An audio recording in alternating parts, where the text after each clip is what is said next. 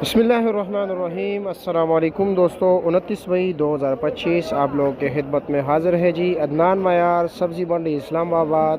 तो जी मेरे प्यारे भाइयों, करेले का रेट चल रहा है जी सिर्फ और सिर्फ 50 रुपये किलो और शिमले का रेट चल रहा है जी 220 रुपये किलो। मिर्ची का रेट है जी 100 रुपये किलो और बंद गोभी का रेट है 40 रुपये किलो। 10 किलो लौकी के शापर का रेट है जनाब सिर्फ और सिर्फ 600 रुपया। गोल बैंगन का रेट चल रहा है जी सिर्फ और सिर्फ 100 रुपये किलो और मोटी मिर्ची का रेट है 120 रुपये किलो। अचारी आम का रेट है जी 100 रुपये किलो और विलायती टिंडे का रेट है जी 180 रुपये किलो और कीरे का रेट है जी 70 रुपये किलो। गोल कद्दू का रेट चल रहा है जी 120 रुपये किलो और चैना गाजर का रेट है जी 60 रुपये किलो।